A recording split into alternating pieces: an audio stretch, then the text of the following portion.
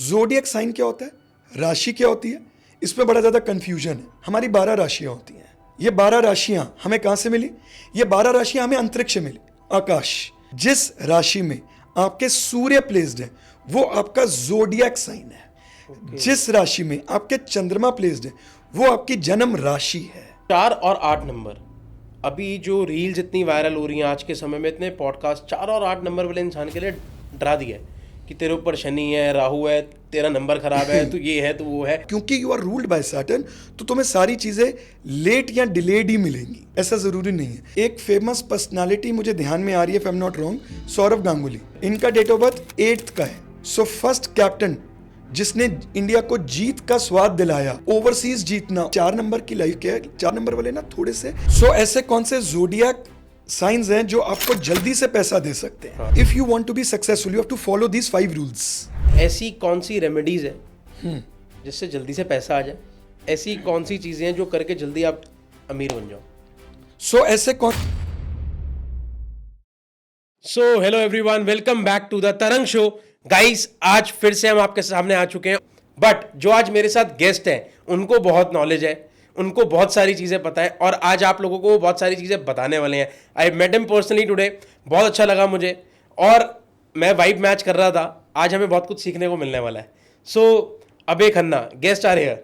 कैसे हैं सर आप? जय श्री कृष्ण जी। जय श्री कृष्ण। कैसे हैं तरंग भाई आप? बहुत अच्छे, बहुत अच्छे। आप बताइए।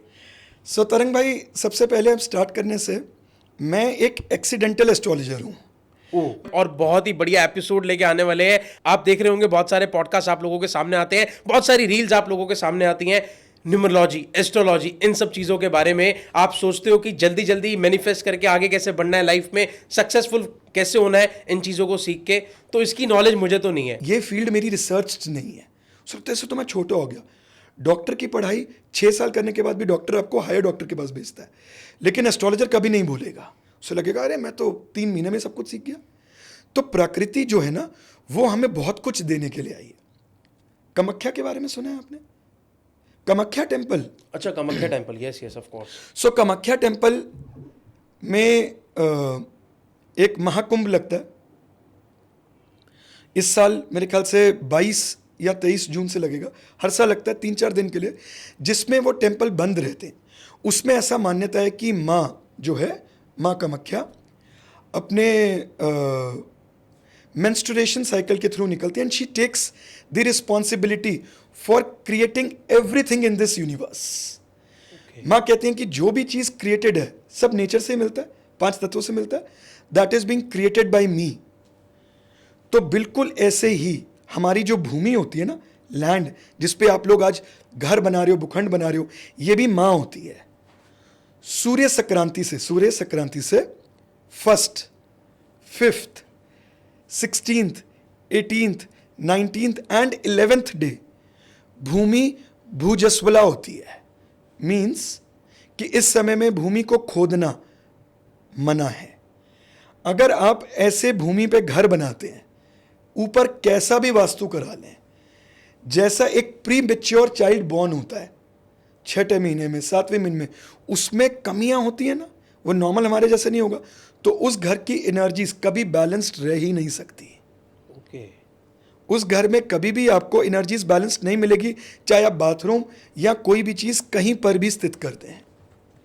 तो सबसे पहले आपको अपने बेस को स्ट्रॉन्ग करना है। पॉजिटिव एनर्जीज रहेंगी उतना आपके लिए अच्छा रहेगा। सेकेंडली, आपने बोला कि अगर एक बाथरूम स्पेसिफिक जगह में सिचुएटेड है तो क्या वो एक्सीडेंट तक की नौबत दे सकता है? यहाँ पर मैं अपनी पूरी जो स्टडी का निचोड़, अपने एक्सपीरियंस का, जो मैंने 13-14 सालों में प्रैक्टिकली एक्सपीरियंस किया है, ऐसे में दशा भी काम करती है। एस्ट्रोलॉजी, वास्तु डिफेक्ट होगा, इसमें कोई दो राय नहीं है। ओके। साथ में दशा भी पार्ट प्ले करेगी। अब मैं आपको एक छोटा सा एग्जांपल और देता हूं। जिनके घरों में साउथ वेस्ट डायरेक्शन में प्रॉब्लम है या जिनका घर साउथ वेस्ट फेसिंग है, वो जितनी बार भी घर बदलेंगे, आप देखना उनका साउथ वेस्ट डिफेक्टेड ही मिलेगा। वो निकल नहीं पाते इतनी इजीली इस चीज से। अच्छा। और वो चीज आपको उनकी कुंडली में भी मिलेगी। अच्छा। तो ये चीज, ये इवेंट, सिर्फ ये बोल देना कि एक बाथरूम आए, तो मुझे लगता है कि ये तो सीधा सीधा ऐसा हो गया कि आपने बोला मुझे आज 99 फीवर, हम लोग कोरोना है, so have to go into the root. सिर्फ ये बोलने से, ये तो हम अंधविश्वास और वहम क्रिएट कर रहे हैं, ठीक है। राइट। तो कलर्स की बात होती है, लोग कहते हैं घर में ये कलर नहीं होने चाहिए, ये वाला कलर नहीं होना चाहिए। इनफैक्ट दे आर मिथ कह लो, या मुझे नहीं पता ये मिथ है या सच है, कि ब्लैक कलर से दूर रहना चाहिए, ब्लैक कलर को बाय मत करो, वियर मत करो। तरंग भाई, ब्लैक कलर एक, अगर आप एक नॉर्मल जो हमने पढ़ा है उसमें जाएंगे तो ब्लैक कलर जो है वो सबसे ज़्यादा चीज़ों को ऑब्जॉर्ब करता है, इसलिए ब्लैक कलर को अवॉइड किया जाता है। जब हम लोगों ने थोड़ा सा और पढ़ा तो पता लगा कि शनि को ब्लैक कलर से जोड़ा गया, तो इसलिए ब्लैक कलर को अवॉइड किया जाता है कि आपके सारे काम, आपने शनि को ही अपने ऊपर धारण कर लिया, आपके सारे काम डिले होंगे। लेकिन अगर आप इसको भी थोड़ा सा एक अच्छे मैच्योर्ड वे में स्टडी करें तो जिनके शनि योग कारक है या आपकी कुंडली में बहुत अच्छे प्लेस हैं, आपको जमींदार और बहुत पैसा शनि ही देते हैं, ठीक है, तो आपको ब्लैक कलर पहनना चाहिए, वो आपको अच्छे रिजल्ट्स देगा। आप बहुत बार देखो कितने सारे एक्टर्स हैं जो ब्लैक के अंदर अपनी फोटोज डालते हैं, लॉन्ग कोट्स पहनते हैं और उसके बाद उनकी कायाकल्प हो जाती है।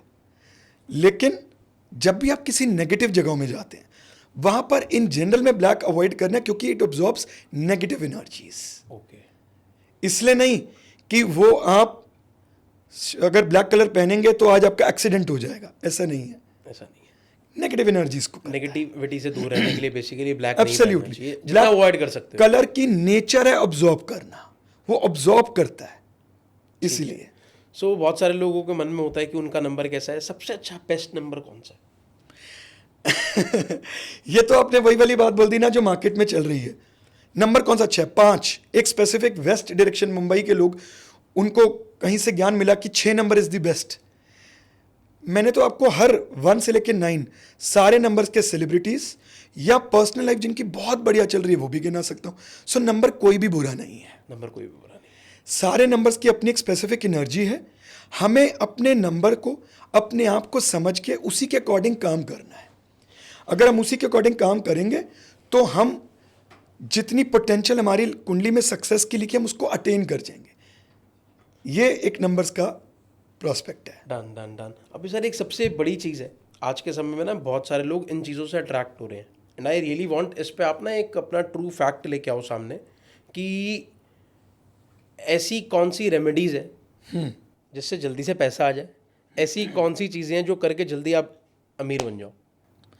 सो ऐसे कौन से ज़ोडिएक साइंस हैं जो आपको जल्दी से पैसा दे सकते हैं? हाँ, ऐसे कौन से ऐसे ज़ोडिएक साइंस हैं जो भाग्यशाली हैं कि जिन्हें पैसा मिलेगा ही मिलेगा?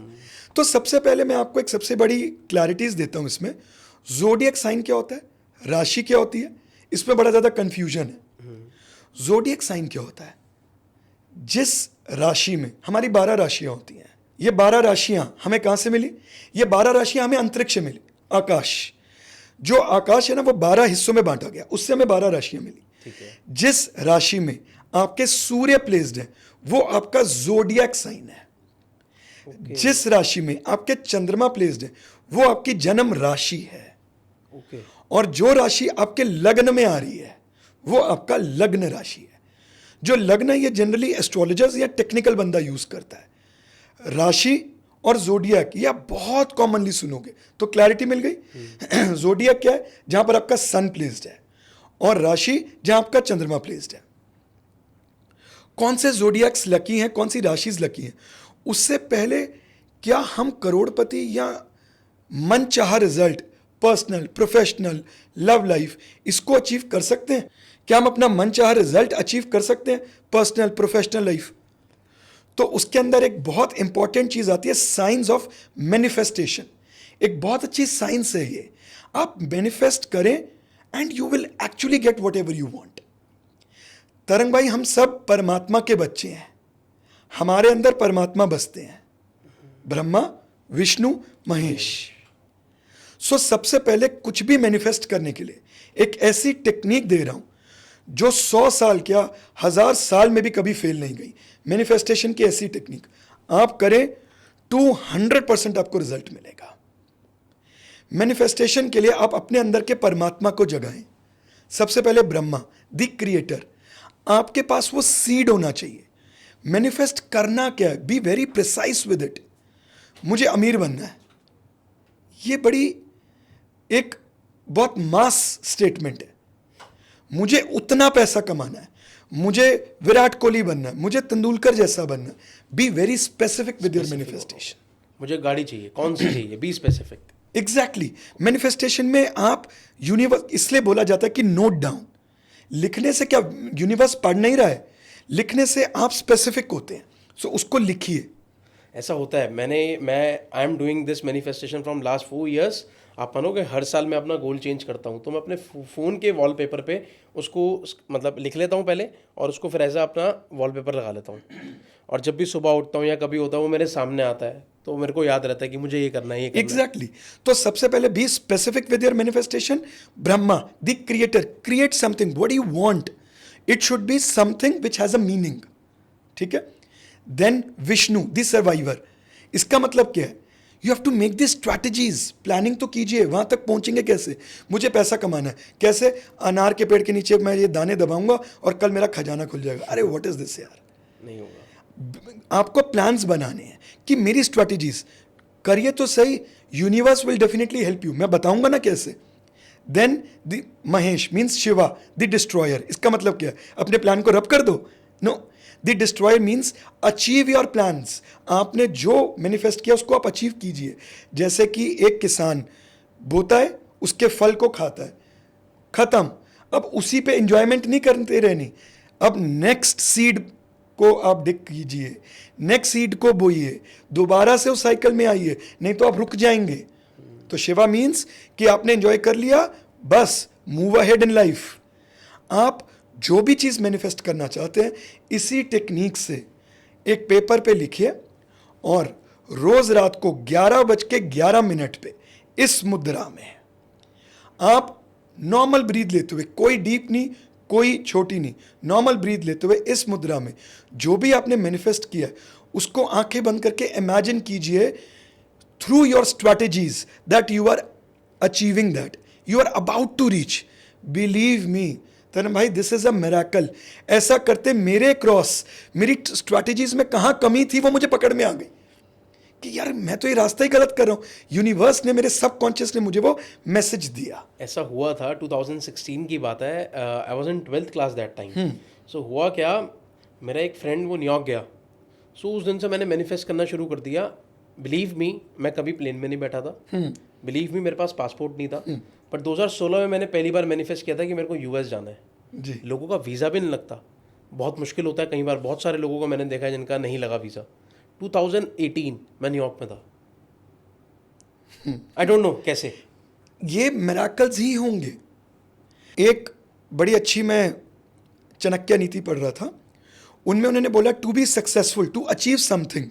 अब अगर आपने लाइफ में सक्सेसफुल होना है, आपने मैनिफेस्टेशन टेक्निक तो कर दी, but if you want to be successful you have to follow these 5 rules: truth, knowledge, dharma, peace and forgiveness. What do I mean by this? मैं आपको कोई महान व्यक्ति बनने के लिए नहीं बोल रहा हूं। राहु का योग है मेरे दोस्त, मैं किसी को महान बनने के लिए नहीं बोलता हूं, पहले मैं खुद तो बन जाऊं। So truth means at least there should be one relation in your life जिसके साथ आप बहुत ट्रू हैं, अपने इमोशन सारे निकाल रहे हैं, दैट्स योर मदर। बिल्कुल मत सोचे कि मैं बड़ा हो गया हूं, अब इनको क्या बोलूं, इनको तकलीफ होगी, इन्हें समझ नहीं आएगी, मैं तो नेक्स्ट लेवल पे पहुंचूंगा, ये मेरी परेशानी कहां समझेंगे। कीजिए तो सही। Knowledge gain from your father. आप एमबीबीएस कर गए, भले वो 10th पास है, आप उनके पास जाएं एंड सुने। रावण संहिता में है ये, सुने। इंद्रजीत, मेघनाथ बहुत बलवान थे, फिर भी ही ऑलवेज बाउ down in front of his father. आपके फादर अपने तजुर्बे की कुछ 2 चीजें भी आपको ऐसी बता देंगे, believe me Taran ji, you will be, आपका नजरिया बदल जाएगा। फॉरगिवनेस, आप जीवन में सोच लीजिए, आपने अपने बच्चों को ना हमेशा फॉरगिव ही करना है। आप उनके साथ टक्कम टक्का नहीं कर सकते, बड़ा दिल रखिए, वो गलतियां करते रहेंगे, आप उन्हें माफ करते रहेंगे। एग्जाम्पल्स और समझाते हुए। Peace, always try to maintain peace with your spouse. घर में शांति नहीं रहेगी ना, फोकस जो है ना यहाँ का वो डगमगाता रहेगा, इधर उधर भटकते रहोगे। कभी बोलोगे मुझे ना स्पिरिचुअल पाथ में जाना है, मीनिंग नहीं पता बट जाना है। मुझे ना वो आजकल बड़े सेंटर्स चल गए हैं, मुझे डिटॉक्स करने जाना है। पीस मेंटेन कीजिए विद योर स्पाउस। अगर लग रहा है कि यार उसके लिए मुझे अपनी थोड़ी सी सेल्फ ईगो छोड़नी पड़ेगी तो लीव इट। इतने से वो आप अंतरिक्ष से नजर भी नहीं आने वाले, पृथ्वी छोटी सी और ईगो इतनी बड़ी, छोड़ दीजिए ना। थोड़ा सा सिचुएशन को समझिए। और धर्म, there are certain siblings in your life जो आपसे सिर्फ लेने आए हैं, तो उन्हें दे दीजिए। मत सोचिए कि यार हमेशा मैं ही क्यों दूं, ये मेरे से छोटा है या मेरे से बड़ा है, मैं ही क्यों दूं। दे के तो देखिए। जब आप ये 5 चीज़ों को कर देंगे ना, बिलीव मी तरन जी, आप बहुत शांत हो जाएंगे। और जो शांत बंदा होता है ना, वो सक्सेसफुल होता ही होता है, क्योंकि उसके माइंड में काम के समय में कुछ डिस्ट्रैक्शन होता ही नहीं, ना कोई घर की सोच, ना कोई पेरेंट्स का वो, और सीख अलग। तो आप सक्सेसफुल कैसे नहीं होंगे, होंगे ही होंगे। कई रिश्ते ना हमसे जीवन में लेने आए होते हैं, इसको बोलते हैं पास्ट लाइफ कर्मास। ये स्पेसिफिक प्लेसमेंट ऑफ सूर्य बताता है। तो मेरे पास एक क्लाइंट आए, वो मुझे बोले कि जी जनरल डिस्प्यूट, मेरे ब्रदर के साथ मेरा डिस्प्यूट चल रहा है, तो मुझे आप बताएंगे कब तक खत्म होगा। धीरे धीरे बात करते करते हम बड़े अच्छे फ्रेंड्स बन गए, रेगुलर हो गए। तो मैंने उनको बोला एक बार कि आपकी लाइफ बड़ी, और ये एक्चुअल बात है 2019 की। तो उन्होंने बताया कि भाई मेरा ब्रदर ऐसे मेरी बैक बिचिंग करता है, जो सब कुछ होता है, मेरे पेरेंट्स को मेरे पीछे से बोलता है, हालांकि तक कि बहुत ऐसी बातें बोली जो कि बिल्कुल भी सुनने में प्लेजेंट नहीं थी। मैंने बोला लेकिन आपका ना एक पास्ट लाइफ कर्म है। अब वो पास्ट लाइफ आप माने चाहे ना माने, but this is a combination what you are having. और इसके लिए आपको ये करना पड़ेगा, आपको ना अपने ब्रदर की हेल्प करनी है। बोला यार ऐसे तो मुझे पॉइजन दे दो, मैं मर जाऊंगा, मैं उसकी हेल्प नहीं कर पाऊंगा। वो आप वाली बात उन्होंने प्लैनेट से जोड़ा। बोले यार ये तो दूसरा राहु है, मेरे सामने कुछ पीछे से कुछ, मैं इसकी हेल्प नहीं कर पाऊंगा। मैंने कहा ठीक है, 1 to all, आप एक चीज़ कर दीजिए, आप इसकी मैरिज में ना कोई मेजर पार्ट प्ले कर दीजिए। इसकी शादी आपके बिना या आपकी हेल्प के बिना अच्छी नहीं होगी। तो दे बिलोंग टू एक स्पेसिफिक रीजन से बिलोंग करते थे, बिहार साइड से, रांची के थे। तो मैंने बोला आप इसमें पार्ट प्ले कर दीजिए। तरन भाई बिलीव मी, उन्होंने मेरी ये बात मान ली बड़े भारी मन से, क्योंकि एक दोस्ती और एक रिस्पेक्ट थी। उन्होंने अपने ही मतलब रिलेटिव में अपनी वाइफ की साइड से उन्होंने अपने ब्रदर की शादी करवा दी, पूरी गारंटी वारंटी सब कुछ लेके कि लड़का तो अच्छा है। एंड ऑफ द डे बुरा नहीं था, उनकी नहीं बनती थी। उनका ऐसा करते 2019 में 84 का बर्थ है उनका, उनकी सैलरी थी 12 लाख रुपए। आप मानेंगे आज उनकी सैलरी कितनी है? We are in 2024, 65 lakhs। क्योंकि उनका मार्स 10th हाउस से कनेक्टेड था। 10th house is related to the profession. Past life के साथ मंगल के अंदर कुछ ना कुछ ऐसा पेंडिंग कर्म आ रहा था जिसको उन्होंने पूरा करना है। और ये आप कैसे पढ़ सकते हैं? कर्म विपाक, बहुत अच्छी पुस्तक है, जिसमें लॉर्ड शिवा माता पार्वती को हर ग्रह एक पर्टिकुलर नक्षत्र के अंदर होने से पास्ट लाइफ में क्या लेके आ रहा है उसको समझाया गया। ओके। तो उनका ये पेंडिंग कर्मा पूरा होते ही उनका प्रोफेशनल लाइफ कहां से कैसे बढ़ी, इस ग्रोथ को आप कुछ टर्म देना चाहोगे? मेरे पास तो एक एक्चुअल में एक एग्जाम्पल ही है ये, कि ऐसे पास्ट लाइफ काम करती है। अभी ना ये चीज़ सुन के मेरे को थोड़ा सा गूज़बम्स किस चीज़ पे आया, किस पॉइंट पर आया, मैं आपको बताता हूँ। कि अभी जो आपने शिव जी और माता पार्वती बताया कि वो हमारे एक स्पेसिफिक किसी बुक में बताया गया है, तो हमारा सनातन धर्म कितना वास्ट है। बहुत ज़्यादा कर्म संहिता में बहुत डिटेल बताया गया। और देखिए ये जीता जाता एग्जाम्पल हुआ मेरे साथ। तो बोलिए आपकी कैसे नहीं मानूंगा मैं एस्ट्रोलॉजी। मैं मजबूर हो गया सिर्फ इसलिए कि मेरी जमा पूंजी वेस्ट करा दी। एस्ट्रोलॉजी ने मैं जीरो हो गया था, मेरी जमा पूंजी वेस्ट करा दी। मैंने बड़े ट्रस्ट से उनसे पूछा कि क्या मैं इन्वेस्ट कर दूं पैसा? उन्होंने बोला कर दे। और आपके यहीं वैशाली के अंदर एक जगह है, वो ब्लॉक हो गई पूरी और मेरे पैसे ज़ीरो हो गए। मैं कभी भी काम नहीं करना चाहता था। मैं हमेशा से चाहता था बैठ के खाऊंगा रेंटल इनकम बनाऊंगा, ये करूंगा वो करूंगा। तो ये भी एक स्पेसिफिक प्लेसमेंट है। मून से 3rd हाउस में अगर आपका एक स्पेसिफिक प्लैनेट बैठे तो आप इमोशनल डिसीजंस लेंगे, और जो कि इंटेलिजेंस के बियॉन्ड होगा, जो कि गलत होगा। तो मैंने सफ़र किया और मैं इसमें घुसा। ये साइंस अच्छी नहीं है, बहुत अच्छी है। और हमारी जो ग्रंथ है, आपको ज़रूर अपने हर क्वेश्चंस के आंसर्स वहाँ मिलेंगे ही मिलेंगे। आप थक जाएंगे, उनके आंसर्स आपको नहीं मिलेंगे। आपको उनके ऐसा नहीं होगा कि आप बोले कि यार हमें मिसलीड कर रहे हैं। राइटर मिसलीड थोड़ा सा अपनी समझ से कर सकता है जिसने कन्वर्ट किया, बट ग्रंथ में कोई कमी नहीं है, beautiful. Means be a believer, be a अच्छा मैनिफेस्टेशन करो, सब कुछ अच्छा होगा लाइफ पे। देखिए, मैं ये कहता हूं कि आप सनातन धर्म में, हिंदू धर्म में बिलीव करें या ना करें, ये आपके ऊपर है, लेकिन एक बार इससे ज़रूर पढ़ें। किसी चीज़ के भी अगेंस्ट बोलने से पहले या किसी चीज़ के भी अगेंस्ट जाने से पहले एक बार उसके थ्रू से निकले। हर चीज़ के पीछे एक रीज़न है। हमारे शास्त्रों में या पुराने ज़माने में बोला गया, दही चीनी घर से खा के निकलो तो अच्छा होगा। अब मैं आपको इसका लॉजिक बताऊं। दही को शुक्र से जोड़ा गया और चीनी भी शुक्र की ही होती है। जब आप दही चीनी खाते हैं तो आप अपने वीनस को बहुत स्ट्रांग कर लेते हैं। शुक्र कौन? शुक्राचार्य, जिनके पास संजीवनी विद्या थी। ठीक है, संजीवनी विद्या समझते हैं ना? संजीवनी विद्या थी। अब ये तो हमने पढ़ लिया। अब हम कहेंगे यार इससे क्या ही हो रहा है। जब आप ऐसा खाते हैं तो आपका पित्त, काफ, पित्त, वात, हमारी बॉडी डिवाइडेड होती है, तो आपका पित्त बैलेंस्ड रहता है। आपके हार्मोन्स, आपके पित्त में एग्रेशन, एंग्जाइटी, वो सब कंट्रोल्ड हो जाते हैं। तो जब भी आपको एग्जामिनेशन, इंटरव्यू या कोई भी ऐसा काम करने जा रहे हो तो यू आर काम, स्टेबल, फोकस्ड। वो घबराहट में आप भूल नहीं जाएंगे। आपको पता है एग्जामिनेशन हॉल्स में 90% लोग एक्साइटमेंट में पेपर गलत कर जाते हैं। अरे वाह, पेपर हमें तो ये भी आता है, ये भी आता है, राइट, वो भूल जाते हैं। उसमें एक दो चीज़ें रह जाती है। तो दही क्या करती है? वो एक्साइटमेंट, पित्त को balance. I remember this thing. मतलब मैं एग्जाम देने गया था, 10th क्लास की बात है। I was very excited. मेरा एक फेवरेट सब्जेक्ट था वो, उसके बहुत ईजी क्वेश्चन पेपर आया था। सो पीछे का पेज में 2 क्वेश्चन थे 10-10 नंबर के, वो मैंने छोड़ ही दिया। मेरे को याद ही नहीं रहा कि वो भी करने हैं। ये हुआ मेरे साथ। तो ये इसलिए बोला गया दही चावल। सो दही चावल क्या करता है? पित्त बैलेंस। सो इसको आज आप मिथ बोलें या इसको आप आयुर्वेदा से लें, जो भी हमें अपने ग्रंथों से मिली। अच्छा, मिथ और ये इस चीज़ की बात हो रही है, तो ये मिथ है या सच है मुझे नहीं पता, आप बताओगे। कि हम लोग बोलते हैं कि आप किसी भी डेथ से आ रहे हो, किसी के संस्कार से आ रहे हो, आप वापस आते हो, सो आपको सबसे पहले नहाना है। अगर मैं बाहर ऑफिस जाना है मेरे को, मान लो मैं किसी यहाँ दोपहर को गया और मेरे को बाहर ऑफिस पहुँचना है, तो क्या पहले मैं घर आके नहाऊंगा? नहाए तो अच्छा है।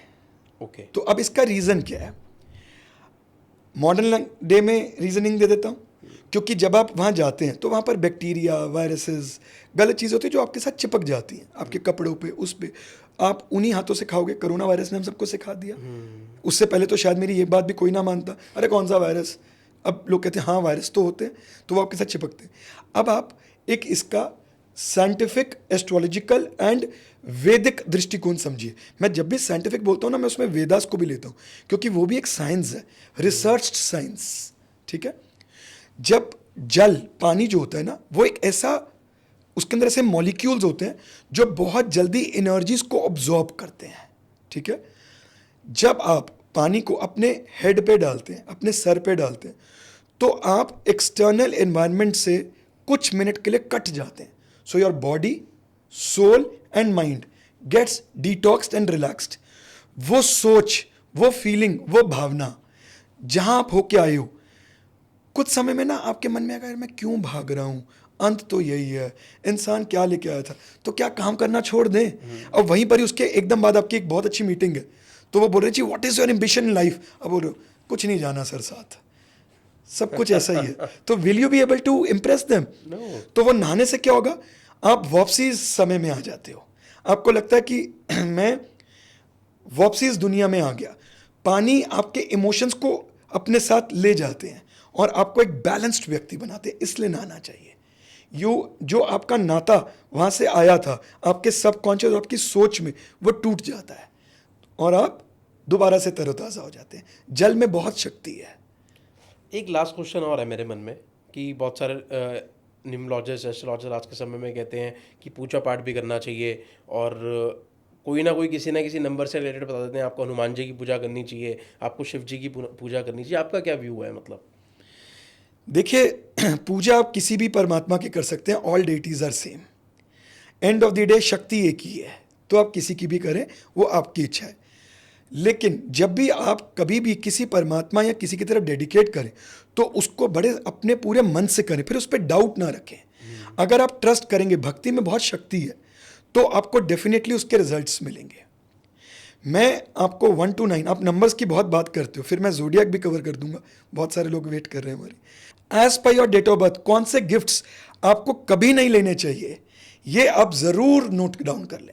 इसका इफेक्ट क्या है इसको मैं एंड में बताऊंगा। अगर आपके बर्थ का टोटल 1 है, जैसे कि 1, 10, 19 या 28, तो आपको मोबाइल फोन्स या woollen clothes, sweaters, jackets gift नहीं लेना। ओके। अगर आपका बर्थ का टोटल 2 है तो आपको कैसे भी करके एसेसरीज या लॉकेट्स गिफ्ट में नहीं लेने। अगर आपका बर्थ का टोटल 3 है, समझ गया कैसे? बर्थ का टोटल 3 है तो आपको कभी भी क्लोथ्स, कपड़े गिफ्ट में नहीं लेने, डिजाइनर ज्वेलरीज गिफ्ट में नहीं लेनी। अगर आपका बर्थ का टोटल 4 है तो आपको कभी भी फ्री में फूड आइटम्स नहीं लेने। आज तू खिला दे, आज ट्रीट है, नेवर डू दिस। Okay. थोड़ा सा कुछ पैसा जरूर मिलाओ। अगर आपका बर्थ का टोटल 5 है तो never accept chocolates as gift. Okay. अगर आपका बर्थ का टोटल 6 है तो नेवर एक्सेप्ट होली बुक्स या god idols as a gift. Okay. अगर आपका बर्थ का टोटल 7 है तो never accept direct cash as a gift. आजकल तो बहुत आसान आ गया, बोल पेटीएम कर दे, बट डायरेक्ट नोट नहीं लेंगे, कैश नहीं लेंगे। अगर आपका बर्थ का टोटल 8 है तो try to avoid taking electronic items, या फिर आप एक आदत और हटाए, कभी भी अपने पैर को ऐसे ना शेक करें, ये खास ध्यान रखें। अगर आपका बर्थ का टोटल 9 है तो आप कभी भी wrist watches and clocks gift नहीं लेंगे। इन चीज़ों का खास ध्यान आपको रखना है। इसका रीजन क्या है? इसका रीजन क्या है?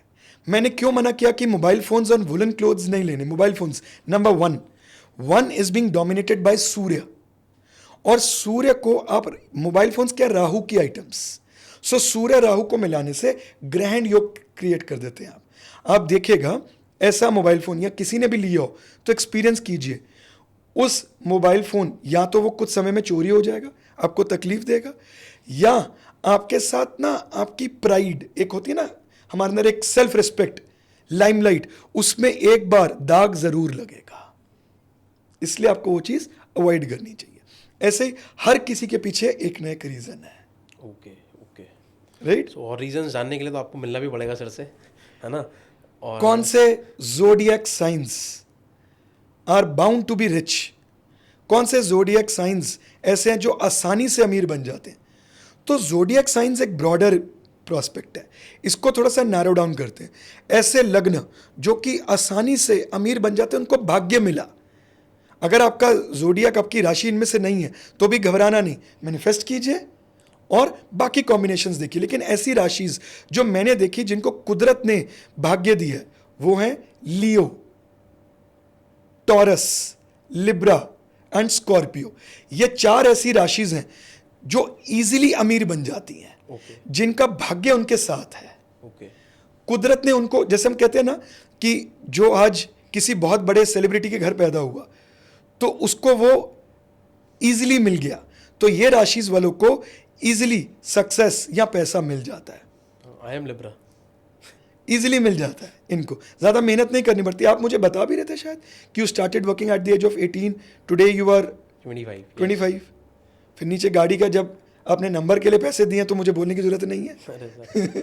राइट? सो राशिज which are bound to be rich are Taurus, Libra, Scorpio, Leo. इनको इनका भाग्य सपोर्ट करता है। और अगर आपकी राशि इनमें से नहीं है तो आपके बाकी प्लैनेटरी प्लेसमेंट्स, बहुत सारे वेल्थ योगास, राज योगास आपकी कुंडली में बताते हैं कि आप किस हाइट तक पहुंच सकते हैं। डरना नहीं है, अगर आपकी ये वाली राशियाँ नहीं है तो, ये वाली आपकी नहीं है तो आप, ये नहीं है कि आप अमीर नहीं होने वाले, आप लोग होंगे। हर किसी का एक टाइम है और हर किसी की अपनी मैनिफेस्टेशंस पावर है, और हर किसी की एक लिमिट है। अगर आप उस लिमिट को समझ जाओगे ना तो आप अपने आप को परेशान नहीं करोगे। राइट। राइट। सो सर, बहुत सारी चीज़ें सीखने को मिली आज।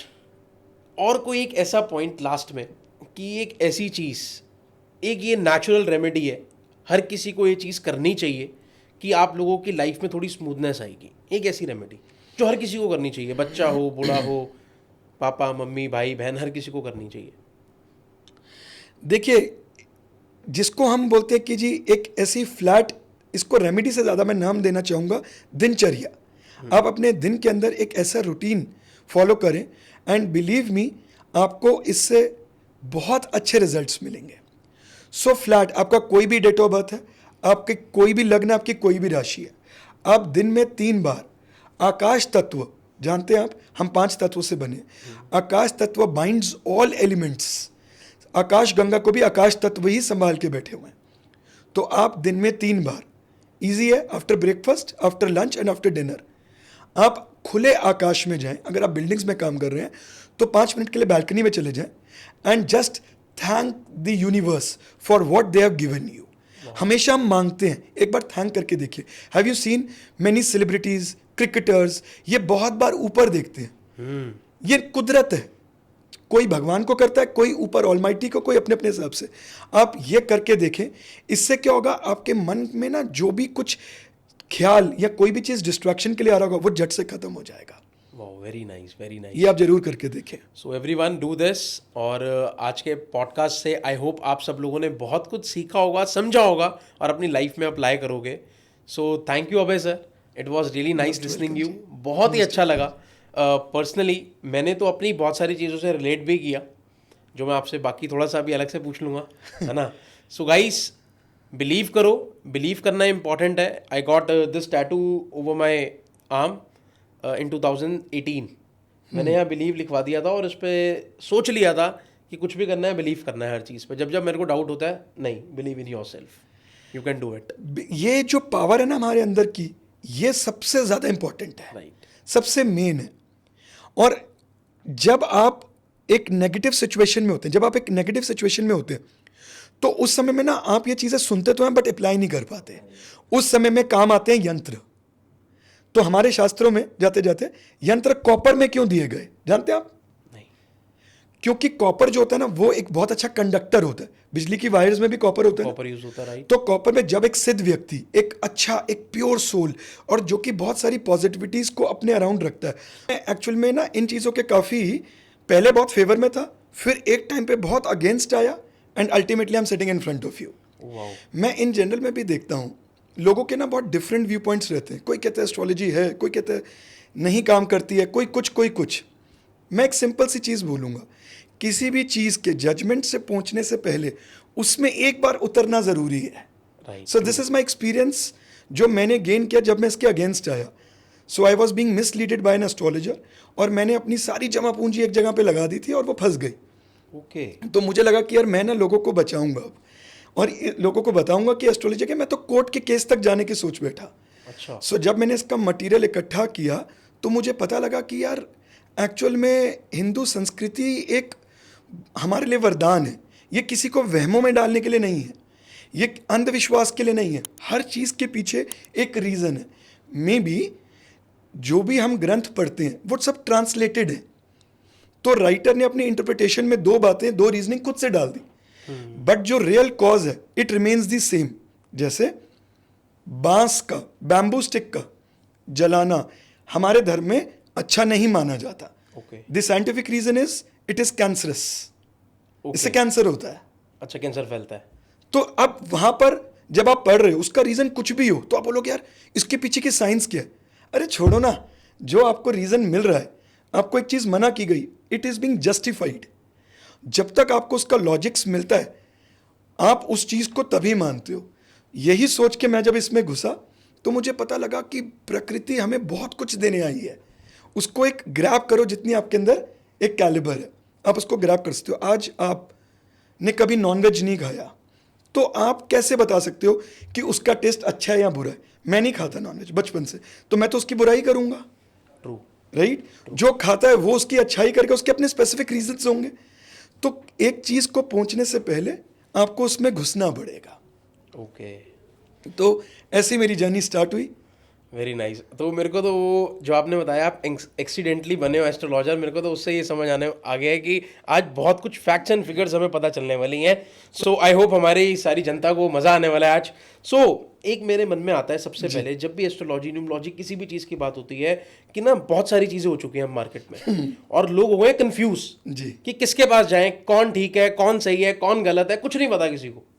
सो आपका इसके ऊपर क्या व्यू है? देखिए, सबसे पहली चीज़, ये कन्फ्यूजन्स क्रिएट क्यों हुआ? जिस समय में मैं एस्ट्रोलॉजी सीख रहा था ना, उस समय में यूट्यूब का, मोबाइल फोन्स का ही ज़माना नहीं था, सिर्फ वो बटन वाले आए थे, वो बटन वाले। तो अब क्योंकि ये राहु ने डोमिनेट कर लिया, इसलिए कन्फ्यूजन्स आनी शुरू हो गई। हम भी आज राहु के माध्यम से ही लोगों तक पहुंच रहे। तो इसका सबसे अच्छा और एक बेसिक फंडा है, थोड़ी थोड़ी नॉलेज खुद भी गेन कर लो। थोड़ा थोड़ा सीखने में कोई बुराई नहीं है। ठीक है, आप अगर एक प्रोफेशनल प्रैक्टिशनर नहीं बनना चाहते तो भी आप इसको सीखें। आप अपना और अपने घर वालों का भला कर सकते हैं।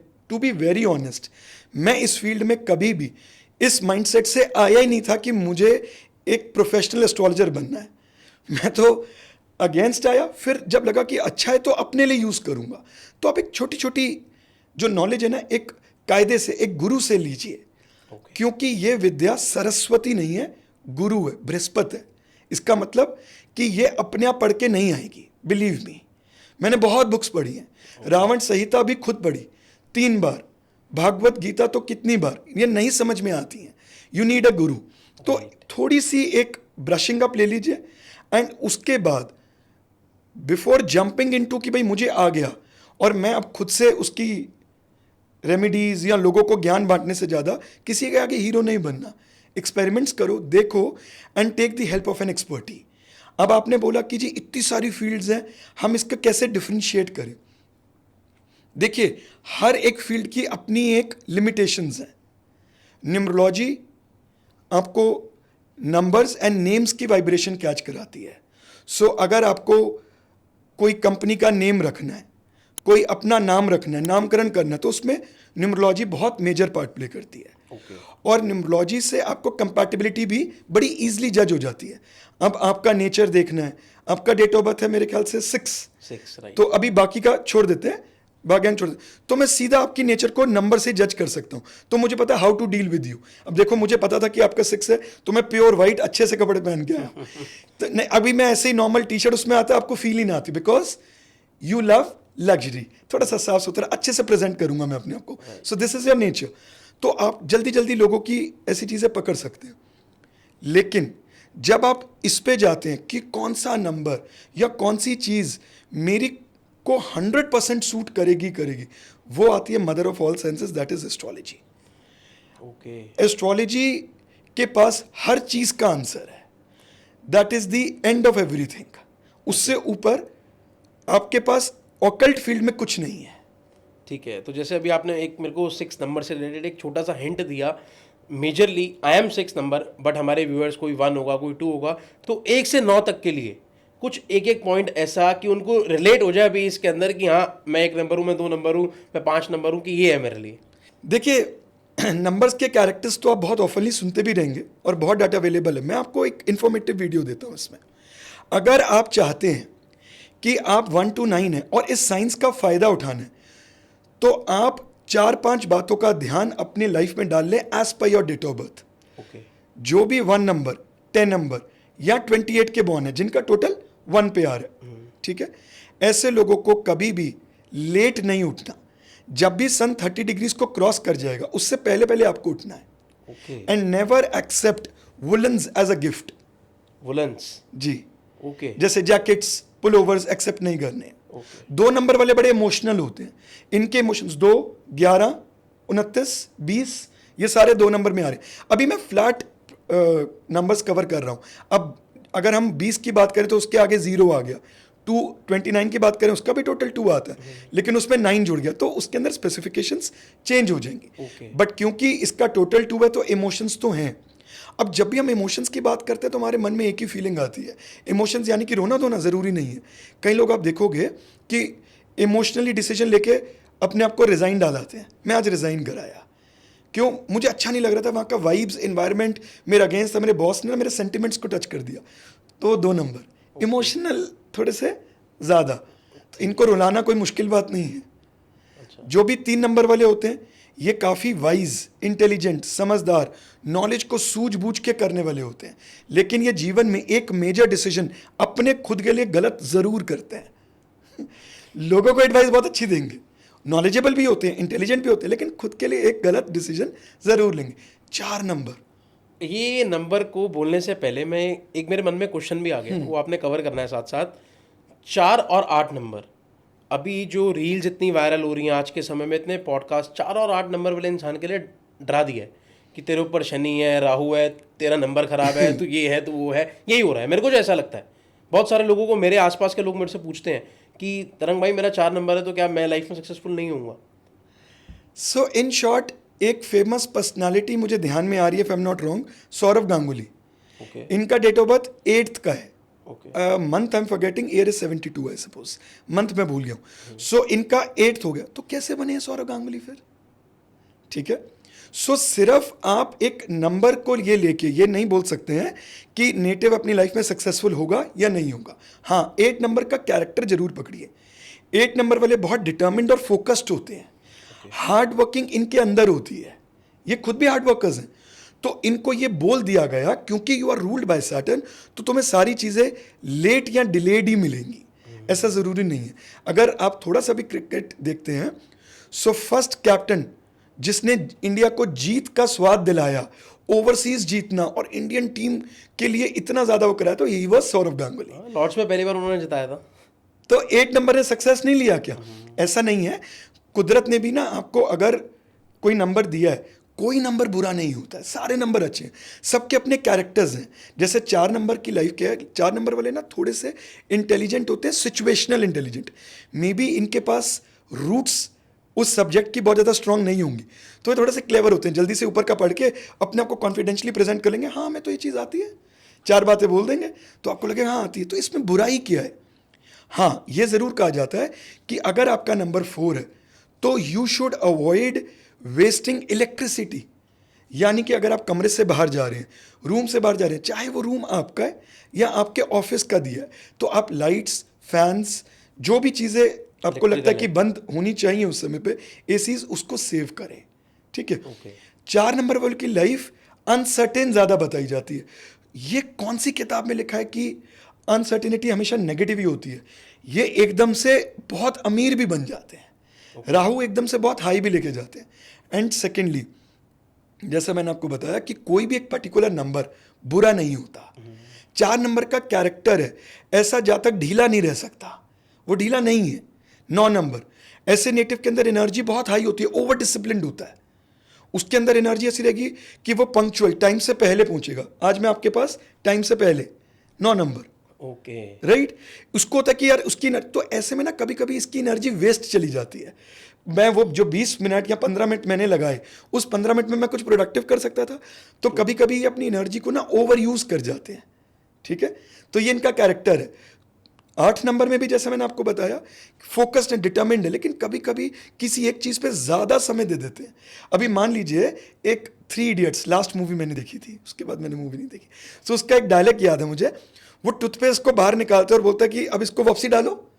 तो 8 नंबर अगर फोकस में है, वो लग जाएगा वापसी डालने में, मेहनत। तो आपने सोच के समझ के मेहनत करनी है, आपको स्मार्ट वर्कर बनना है। तो ये सिर्फ 8 नंबर बोलने से नहीं आता, ये उनके कैरेक्टर में है कि वो हार्ड वर्कर्स हैं। बाकी डेट ऑफ बर्थ उनकी कुंडली और बेहतर बताएगी। 7 नंबर वालों को एक चीज़ का खास ध्यान रखना होता है, इनके कैरेक्टर में क्या है, ये खुद भी बहुत डाउन टू अर्थ होते हैं और ये सामने वाले को भी वैसा ही समझते हैं जैसा खुद है, सबको अच्छा, क्योंकि खुद की फीलिंग ऐसी है। बट इनको सिर्फ एक चीज़ से बचना होता है कि don't trust anyone before you have researched on that subject, क्योंकि तुम खुद में बहुत ज़्यादा रिसर्च। तो आपको एक बात बताता हूँ 7 नंबर से। तरंग भाई, जब मैं इसके अगेंस्ट तैयार कर रहा था ना, ये सब्जेक्ट्स के अगेंस्ट था मैं, तो मेरे एक क्रॉस आई एक बुक जिसके अंदर ना, जैसे हम सीबीएसई पढ़ते थे तो गांधी टेलीमार्क्स लिखा होता था ना स्टार्टिंग में, तो एक बुक आई उसमें पाइथागोरियन स्कूल के बारे में लिखा था। पाइथागोरस थ्योरम तो आपको पता ही है, उसके बिना मैथमेटिक्स नहीं होता। सो पाइथागोरियन स्कूल में एक रूल था, उसमें एडमिशन लेने के लिए you have to go through a very tough exam. लेकिन जिनका डेट ऑफ बर्थ 7 है उनको वो एग्जाम देने की जरूरत नहीं पड़ती थी। अब इस विद्या ने मेरा अटेंशन डाइवर्ट किया। इतने बड़े स्कॉलर, अगर उन्हें भी नंबर्स में कुछ एनर्जीज मिल रही हैं, यानी कि कुछ तो रहस्य है। और फिर मेरा सोचने का नजरिया उस दिन से बदला, चेंज हुआ। तो 7 नंबर बहुत डीप पाताल से चीजें ढूंढ के ले आते हैं, very good for occult science. Okay मेरा मूलांक 7 है, ओके सॉरी भाग्यांश। ओके 5 नंबर रह गया। 5 नंबर के बारे में क्या बोलूं, उसके बारे में तो सब अच्छा अच्छा ही सुनते हो आप। 5 ये 5 वो, 5 की एक कमी गिना दूं। एक कमी गिना दो। 5 नंबर वाले अच्छे होते हैं, इसमें कोई दो राय नहीं है, हम्बल होते हैं, हर किसी से बात करते हैं, बट ये एट टाइम्स उतने विटी नहीं रह पाते। जिस सिचुएशन में इनको बोलना होता है ना, उस समय में बोल नहीं पाते हैं। यार काश हम उसको ये जवाब दे देते, काश हम उसको ऐसा, ये बाद में ज़रूर सोचेंगे एक बार कि हम उसको ऐसा बोल देते तो कितना बढ़िया रहता। हम्बलनेस में they are very good, friendly हैं, सब कुछ है, बट जब अपने आप को डिफेंड करने की या डिबेट की बारी आ रही है तो उस सिचुएशन में थोड़ा सा डामाडोल हो जाते हैं। रेस्ट 5 को सबसे ज़्यादा अच्छा नंबर इसलिए बोला गया क्योंकि इसका 1 से 9 न्यूमरोलॉजी में कोई भी दुश्मन नहीं है। ओके, इसलिए बोला गया कि किसी की भी एनर्जी वीक पड़ रही है तो 5 दे दो। 5 is good for everyone. Okay, very nice, very nice. So बड़ा इन्फॉर्मेशन मिल रहा है अब अलग अलग तरीके से। थोड़ी एक और चीज़ है, जब जब लोग किसी नेगेटिव एनर्जीज में होते हैं या उनको लगता है हमारे साथ कुछ अच्छा नहीं हो रहा, तो सोचते हैं हमारा कोई कोई उनको बोलता है तुम्हारा राहु केतु चल रहा है या तुम्हारा शनि भारी चल रहा है, तो उसको कैसे संभालें, उसकी क्या रेमेडीज होती हैं, उनको कैसे संभालना चाहिए? देखिए, सबसे पहले कैसे पता लगे कि आपके ऊपर ब्लैक मैजिक है भी या आपके मन का वहम है, क्योंकि आपने बहुत सारी ऐसी वीडियोस देख ली हैं तो मन में वहम भी आ जाता है ना कि यार ब्लैक मैजिक। कई लोग कहेंगे ब्लैक मैजिक कुछ नहीं होता, नज़र दोष नहीं होता, सबका अपना अपना मत है, जैसे मैंने स्टार्टिंग में बोला। बट फिर भी मुझे लगता है कि बाहर नेगेटिव एनर्जीज और वायरस होते हैं, so you have to protect yourself. Symptoms क्या हैं कि एक्चुअल में ब्लैक मैजिक है? आप खाना खा रहे हैं, खाना खाते समय अचानक से एसी रूम है, अचानक से पसीना आ जाना, स्वेटिंग शुरू हो जाना, खासकर नेक वाले एरिया में, ओके, यानी कि कहीं ना कहीं कोई गड़बड़ी है। ओके, एक बार नहीं, 2 बार नहीं, 3 बार नहीं, आप जब भी कोई काम करने निकलते हैं कोई ना कोई विघ्न, कोई ना कोई ऑब्स्टिकल आपकी लाइफ में आ ही जाता है। जैसे कि आप घर से काम करने निकले, घर से ही फोन आ गया कोई बहुत इंपॉर्टेंट चीज़ के लिए, तो have to take a U turn, आपको दोबारा वापसी जाना है, उस वजह से वो बंदा चला गया, राइट? जिससे मिलने जा रहे हो, समय से वेट कर रहे हो, वो ही नहीं पहुंच पाया, एंड तक रूटीन नहीं पता, या फिर आप बहुत सारे इंटरव्यूज को देने लगे हो और हर जगह फाइनल राउंड में आके रुक जाते हो। फाइनल राउंड पहुंच रहे यानी कि आपकी काबिलियत है, राइट। सो ये वाली चीज़। या फिर मेन, घर में किसी को भी कोई हेल्थ इशू है, बार बार चेक कराने जा रहे हैं, कोई रीज़न नहीं मिल रहा लेकिन ठीक भी नहीं हो रहा है, तो ये समझ लीजिए कि कुछ ना कुछ नेगेटिव एनर्जीज का प्रकोप है। अब वो किसी ने किया है या आपने कैच कर लिया, आपकी हर किसी की एक इम्यूनिटी होती है, तो आपकी कुंडली आपकी इम्यूनिटी बताती है। सो इट डिपेंड्स कि क्या आपने खुद से कैच किया है या आपने किसी पे किया है। तो अगर आपको कुछ ऐसा लगे, हाँ, आपने बोला कि क्यों राहु केतु शनि से लोग डरते हैं, क्योंकि बोला जाता है कि कोई भी नेगेटिव ऊर्जाएं, ब्लैक मैजिक बिना इनकी मदद के नहीं होती हैं, और ज़्यादातर इसलिए इनसे डराया जाता है। जबकि सच बताऊं तो आपने 8 नंबर की बात करी, जिसकी कुंडली में 8 नंबर नहीं है, ऐसा जातक किसी एक काम पे स्टेबल नहीं रह सकता है। जिसके जीवन में 2, 5, 8 नहीं है, डेट ऑफ बर्थ में कहीं भी 2, 5 एंड 8 मिसिंग है, ऐसे नेटिव को कभी भी प्रॉपर्टी रिलेटेड अपने लिए ना ही इन्वेस्टमेंट ना ही बिजनेस करना चाहिए। ओके, जिसकी कुंडली में सिर्फ 8 है, 2 और 5 मिसिंग है, तो ऐसा जातक इन्वेस्टमेंट या प्रॉपर्टी के काम में आएगा, या तो उसकी प्रॉपर्टी किसी कोर्ट केस में फंस जाएगी या सालों साल उसे रिटर्न ही नहीं देगी। मान लीजिए 2012 में खरीदी, 1 करोड़ पे की थी, 2022 में है तो आज भी 1 करोड़ पे की है। तो इसलिए लोगों ने 8 नंबर को शनि से जोड़ा और शनि से बोल दिया कि राहु शनि आ गए तो आपका सिर्फ अनिष्ट ही होगा। फिर भी एक फ्लैट रेमेडी, अगर आपको लगता है कि आपके ऊपर ब्लैक मैजिक है या आपकी राहु की महादशा चल रही है, सैटर्न की महादशा चल रही है, and you are going through your toughest time, तो आप क्या करें? इसके अलावा भी अगर आप बहुत ज़्यादा एस्ट्रोलॉजी, न्यूमरोलॉजी को डीपली नहीं जानते, फिर भी लाइफ में बहुत ज़्यादा स्टैग्नेंट और प्रॉब्लम से घिरे हुए हैं, पर्सनल, प्रोफेशनल, किसी भी टाइप की, तो ये आपके लिए रामबाण इलाज है। एक ऐसा मंत्र जो महाभारत के समय से भी सबसे श्रेष्ठ माना गया। ओके, आप करके देख ले, मर्जी है, मुझे बहुत फर्क पड़ा है इससे।